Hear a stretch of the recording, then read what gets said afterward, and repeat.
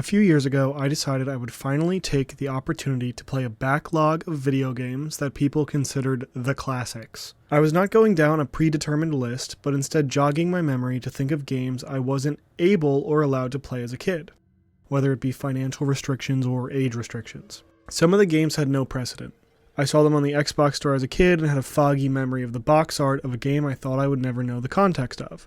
Others were direct recommendations from friends that they had played previously. Completing this backlog actually resulted in my finding some of what I would consider my favorite games of all time, one of which is Max Payne.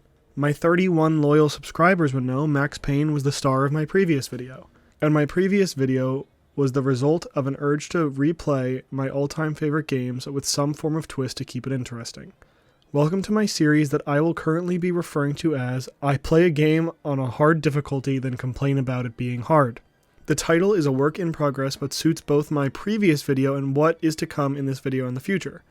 To fit into the series title, and as the title of this video should have already revealed to you, I will be replaying Bioshock, one of my favorite games of all time, on the Survivor difficulty. Starting with some background, if you are unfamiliar with Bioshock, it is a 2007 game commonly placed in the action-adventure first-person shooter genre. But above all else, it is an industry staple for immersive simulators, and I don't intend to argue with Reddit about that. If you are interested in going down the immersive sim rabbit hole, be my guest, but I'm not getting in the middle of it. Some SparkNote background lore for the game before I dive into my playthrough. Get it? Bioshock takes place in the fictional underwater city of Rapture, a city built to be a utopia for individualism. Lots of quotations here. Rapture was meant to be a world away from modern government, a system that would reward residents for their personal labor directly. No taxes, no religion, and no established social morality. Although described directly in-game, this belief system can also be seen through environmental storytelling, like the popular screenshot of the statue holding a banner reading, "No gods or kings, only man," or quoting a popular line from Andrew Ryan, the mastermind behind the city, directly, "Is a man not entitled to the sweat of his brow?" How about now?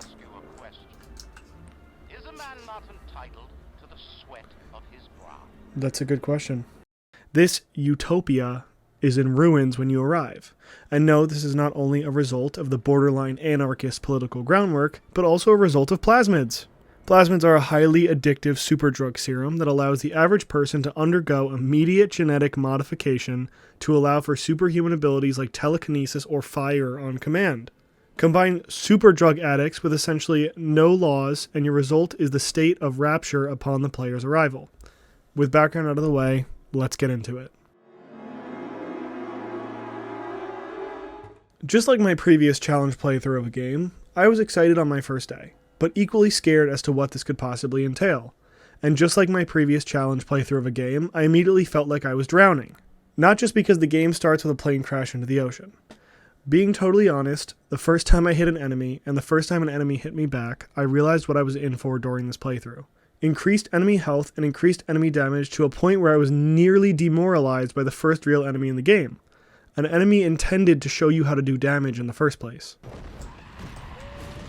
Okay, well that was in slow motion. Okay, well they're not doing a lot of damage right now, never mind. They're taking... Oh shit, never mind. They have a lot of health. Is that the difference? Although it is a cliche to refer to the Soulsborne series games as hard enough to demoralize, the damage we traded in this first fight reminded me of being 13 again and trying Dark Souls 3 for the first time because I thought it looked cool, and immediately being tortured. I have not played this game since I decided to run through the series in 2021, so off the top of my head I could not remember how much damage you do or how much Eve is consumed per plasmid use. But within the first few combat situations, the tagline, "Every bullet counts," that appears when the difficulty is selected is no exaggeration. The tooltips that I could not figure out how to turn off had fed me the optimal combo to use that I now remember from my first playthrough. Stun with the electro bolt plasmid, then hit them with a wrench. Stunned enemies take extra damage, and I do almost no damage anyway, so this was crucial. Except for the small issue that I could use the stun like once in a fight before I ran out of Eve. Not only does every bullet count, but every single consumable resource counts. This is a good segue into the plasmid system in the game. As I stated earlier in the brief lore section, plasmids are essentially a superdrug that gives users inhuman powers. To start, you are given the Electro Bolt, and then you find Incinerate, and then Telekinesis for story progression.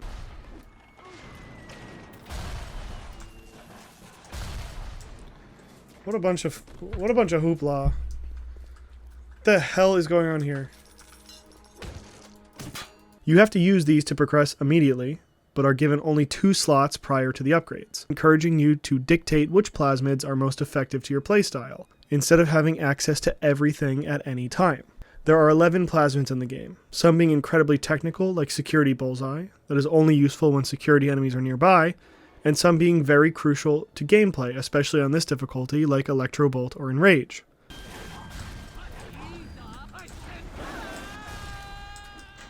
They start killing each other and shit. When I first had the idea to do this playthrough, I did some surface level digging and briefly read that Enrage is very useful in this difficulty. I basically only used damaging plasmids on my first playthrough, and I thought the Enrage hand was gross to look at, so I had no experience with it prior. In short, Enrage turns an enemy hit by it against other enemies. Anything you can use to make the fight more fair is crucial to success. Hacking turrets and security drones, Enrage plasmid, and using a Big Daddy to your advantage against enemies are all included. On a side note, it does not appear that raising the game difficulty tips the scale in the hacking minigames. I love this minigame, so I'm glad the survivor mode does not make it miserable, unless it does and I just don't seem to notice because I'm too efficient at it. And that brings me to literally the cover art of the game, and of course the biggest threat to your run. The Big Daddies. Ow! Lore-wise, they protect little sisters who collect Atom from corpses. It's a long story, but basically getting hold of these little sisters allows you to collect the Atom to upgrade your plasmids. The Big Daddy has to die for you to do this, after which you can either harvest or save the little sister. I believe harvesting gives more Atom, but by no meaningful amount by the end of the game. It just changes the ending. Killing the Big Daddy is much easier said than done. According to the initial guide that I read, avoiding Big Daddies is usually the best advice because the amount of Atom found throughout the game is enough. But I am impatient and I want the Atom immediately. Here's my first fight with one and a compilation of me dying to one before I got angry and decided to end the stream. Okay. Fuck me, man. What was my last save? I'm going back. Okay, those won't help me. Okay, alright. Maybe it wasn't advantageous. As long as I leave them alone, it's not a big deal. Ow! Okay, okay. I stepped on a local explosive. That will do it! That will do it.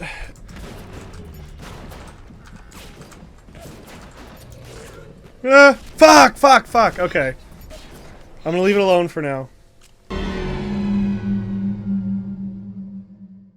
Just for the sake of a timeline, gameplay-wise, Session 2 and 3 of my Survivor difficulty run of Bioshock were the completion of 2 major story beats. First, I ran amok in Arcadia, synthesizing some concoction to undo the damage Andrew Ryan had done to the trees in an attempt to choke out oxygen from Rapture.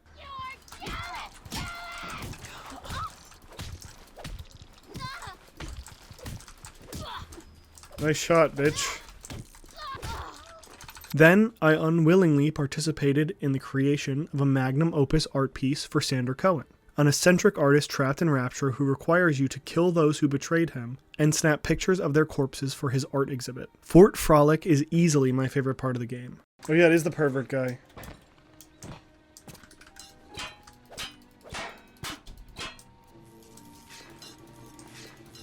I get 6-7.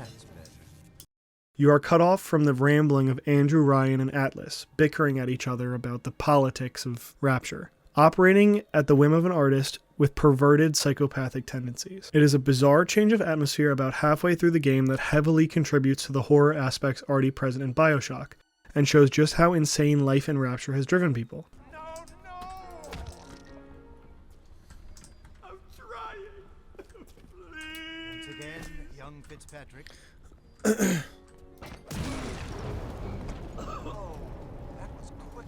For this part of the video, I am grouping these sessions together because at this point I noticed a trend that would be omnipresent within each session and noticeable throughout my entire playthrough. It's been 10 minutes. This game is hard as fuck. I love Bioshock, and replaying it is reminding me of what I loved about it so much. Replaying it on Survivor difficulty is giving me a list of new reasons to dislike it. Survivor difficulty is a meme difficulty. It isn't difficult to a point of healthy challenge, it is difficult for the sake of being annoying. And I would like to use this half early game, half mid game portion as an example. First, some examples of what I would consider a healthy challenge. My recent Max Payne New York Minute playthrough was a healthy challenge. It was a game mode that rewarded learning and engagement with established mechanics to maximize efficiency. Since we used it earlier, I believe Soulsborne series games are a healthy challenge as well.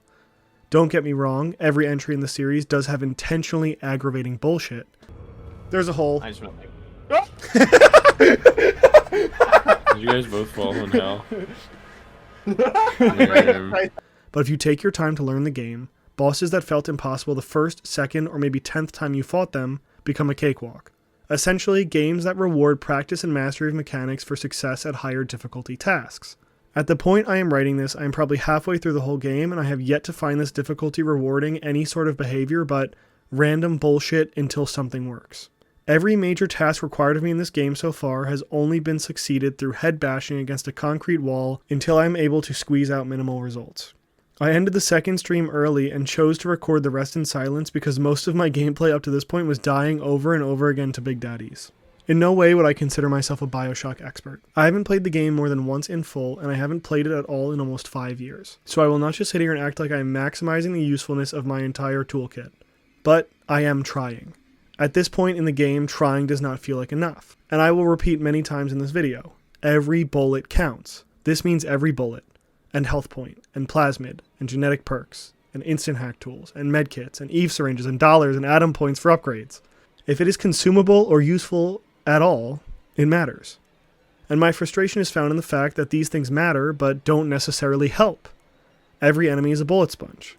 The guide I read initially saying to avoid Big Daddies if you are attempting the finish the game on Survivor without using Vita Chambers or the respawn points is a matter of fact, because in my current experience, these fights feel impossible unless you spend 10 minutes running in circles, perfectly avoiding every attack, while also stopping to buy more ammo every 30 seconds. Equally, plasmids that are almost necessary to success, like enraging enemies or using Electro Bolt to get the 1-2 punch stun damage, cost a fortune for their usefulness. I am lucky to kill 2 enemies with a full bar of Eve before needing to refill, and that's with upgrades.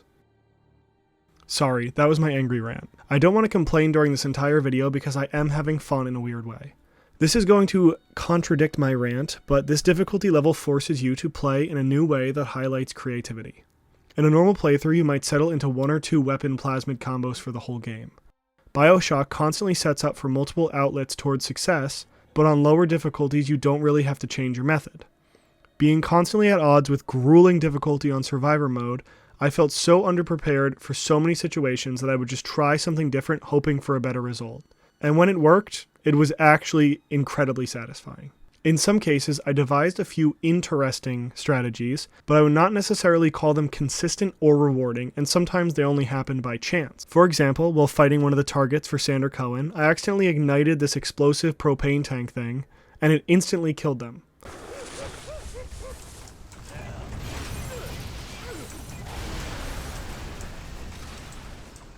Damn!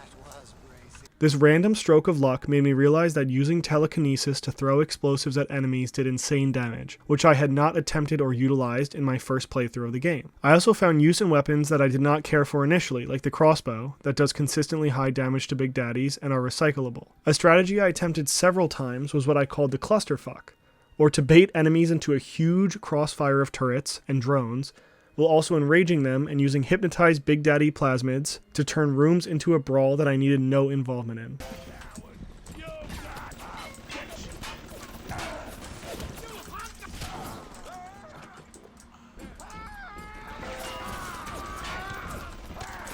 Thank God I have all this fucking shit going on.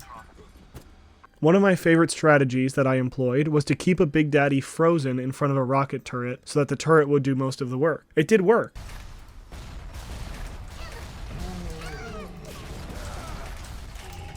but I failed to notice that the little sister ran away, so I essentially wasted my time. To sum up the second and third recording sessions, I will say that it was very frustrating and in most cases it felt unfair. But to be honest, that's what I signed up for when I started the Survivor difficulty, so I will be seeing it through. Sessions 4 and 5 of my playthrough were not only the final two before finishing the game, but also it is where everything started to click. I won't go back on everything I said before this point. I still do believe that the early game was exhaustingly difficult just to be annoying. But with an endgame kit, I felt the gears start turning. I was in a position in which cycling through my weapons and plasmids, I can make quick work of most enemies. Spamming Electro Bolt and hitting them with a wrench was my best option. It was much more reliable than burning through a weapon that had ammo as a cost, or using plasmids to do the bulk of my damage. If more than one enemy was in the room, I would use Enrage, Target Dummy, and Hypnotize Big Daddy if possible, then pick off enemies with whatever I had on hand. All of this was foiled by the Rosie archetype of Big Daddies. Oh, fuck! But I will get into that once I explain where I was story-wise. At this point in the game, you are rapidly approaching Andrew Ryan's office, and he is doing everything in his power to stop you. Your solution is to build an EMP, overload the generator, and get into his office. Of course, this is easier said than done on Survivor difficulty, but once you get it taken care of, you get to experience one of the most spoiled plot twists in gaming history. If you somehow don't already know what it is, I do recommend playing it yourself, so here's a spoiler warning. Kill!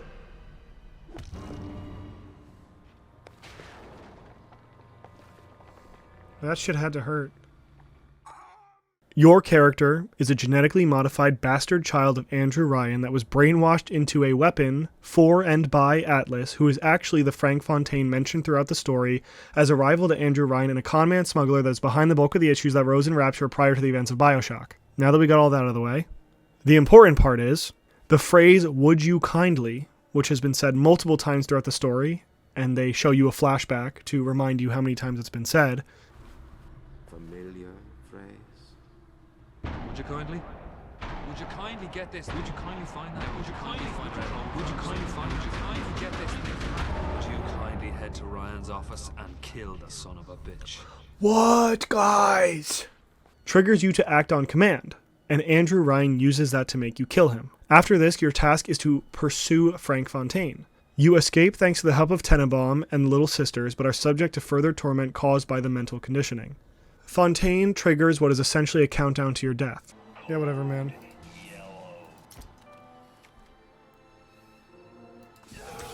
Ah! In-universe, your heart is slowly being told to stop by your brain. In-game, your maximum health is dropping every few minutes. Losing health in a game is a pain in the ass for obvious reasons. Losing health in this portion of the game was especially strenuous when paired with what I mentioned earlier, the Rosie Big Daddy. Named after what I imagine is Rosie the Riveter, they are a Big Daddy with egregious health just like every other one in the game, and a ranged weapon, their Rivet Gun. The other Big Daddy type, Bouncer, is the brute with the drill on the cover of the game. They can run fast and charge you down, but years of playing Call of Duty Zombies and Dead by Daylight made dealing with them not easy, but a lot easier than the Rosies, because I could loop the Bouncer around map geometry and stun it out of a charge before it could hit me. Even without my health dropping, Rosie can do an entire health bar worth of damage in a single shot. Bioshock has this obvious and questionable one-shot forgiveness mechanic that puts you down to essentially 1 health, and then the next hit kills you. So you're up against a 2-shot hit scan range attack from an enemy that takes at least 20 shots to kill. Although I'm not sure if this was a Rosie specific mechanic or just late game scaling, but my strategies felt useless. Attempting to freeze them with liquid nitrogen did not last long enough to even swap weapons. Electrobolt stun was next to useless because I could not get close enough to act on it, and attempting to shoot with anti-armor rounds required constant jiggle peeking and I still got out-peeked. To make matters worse, the method to stop your health from lowering any further is by taking a serum that scrambles your genes. Give me my fucking health back. To be exact, 2 for the fully intended effect, both of which are in totally different locations in Rapture. As I explained earlier, your plasmid abilities are a result of genetic alterations, so scrambling your genetics results in a unique gameplay change for this short section. You are limited to a single random plasmid ability. Every once in a while, your screen turns a blue raspberry slushy color, and the plasmid changes.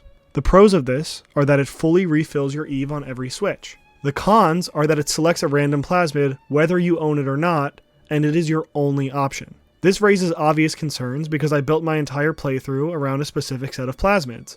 It also removes the capacity to counter very common situations. Electro Bolt stuns every single enemy, and other plasmids interact better with specific environmental combat purposes. Though I won't complain about this section at all. I think forcing the player to switch it up for a short amount of time is good game design.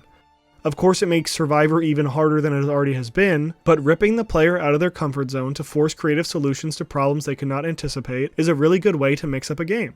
Also, this made killing a Rosie nearly impossible, but of course I wanted my Adam now, and I would not be told otherwise. Here is another compilation of completely avoidable deaths as a result of my own hubris. Oh fuck! Which is brutally inconvenient for me. What the fuck?! This is what I'm talking about. My initial... I might as well not waste. Just fucking kill me. I've got like 3 health anyway. Okay, maybe we shouldn't. I just gotta take it. I really just do have to take it. I don't do enough. I'm not gonna bother with it. I don't have any fucking health. It's okay. I elected to do that. That was my fault. I think that was increased damage. But you're telling me this is increased damage?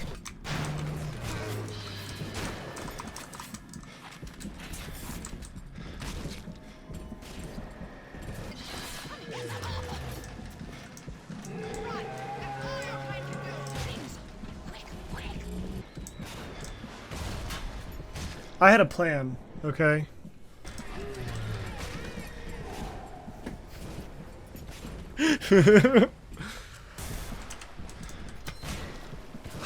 I need the game to throw me a bone. I need the fucking, like, it...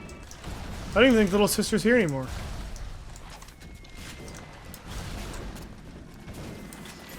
It feels like I'm wasting my time. What just killed me?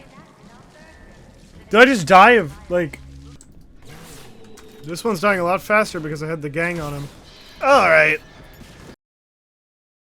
The final sprint of the game leading up to the final boss battle has you running through basically a Big Daddy factory to turn yourself into a Big Daddy. Well, not really a full lore-accurate transformation, but you have to look, sound, and smell like one.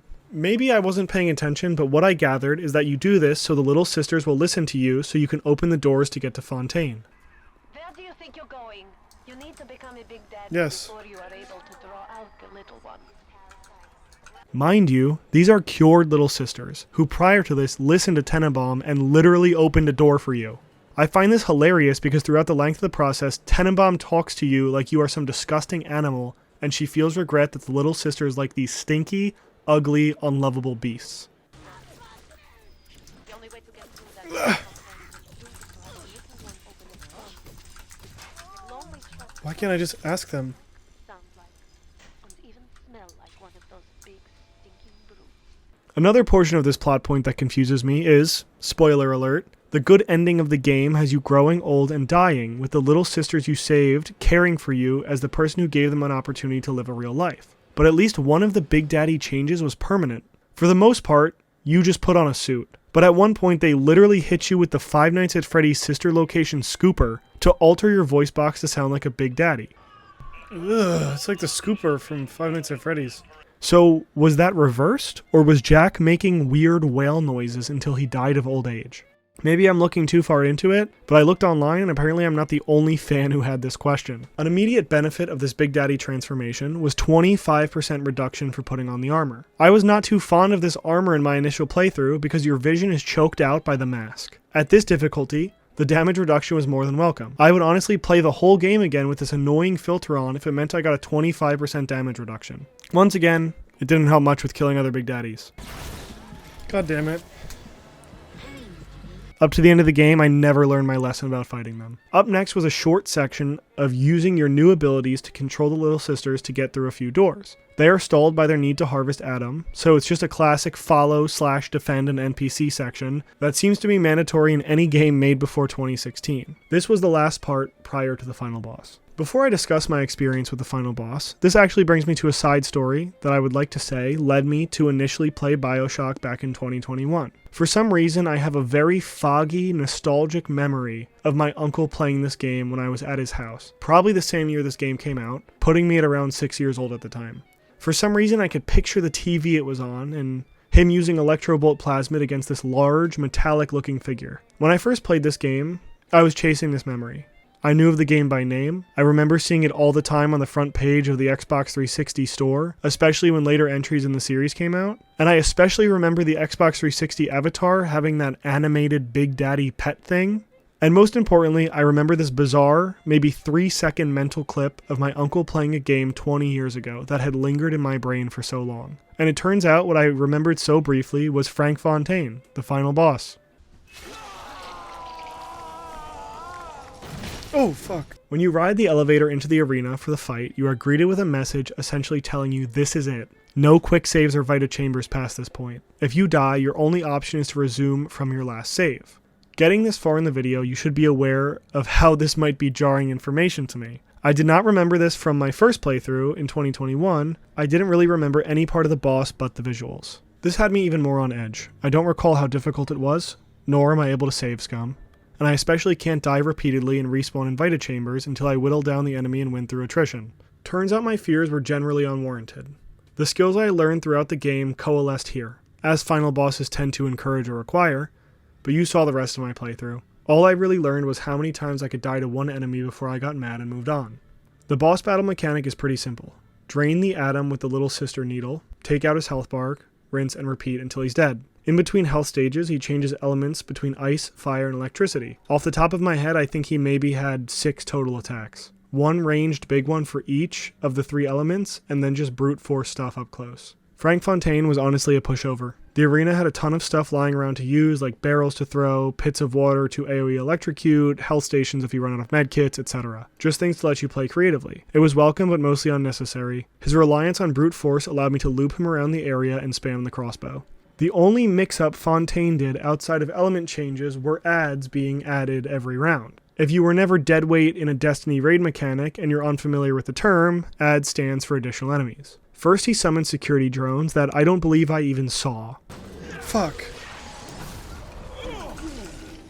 You think I'm alone in this world? I got more than enough mugs to watch my back while I recharge. Then he filled the room with splicers. The splicers fell victim to my primary line of defense that I slept on for way too long in this game. The target dummy plasmid is easily the most useful plasmid for this difficulty, and maybe the entire game. When I threw one down, everyone in the room would kind of just drop aggro on me and start attacking the gust of wind shaped like a person. It was a genuine game changer. I think I died more times to this boss on my normal playthrough than I did here, because somehow I didn't die at all. I did run out of heals, but it was so late in the fight that it didn't matter. To wrap it up, I will reiterate that this fight was not only marginally easier than I anticipated, but it was also marginally easier than the average Big Daddy fight anywhere else in the game. I'm really not upset about this at all. It was nice for the game to finally throw me a bone for once in a location in which I cannot respawn or save.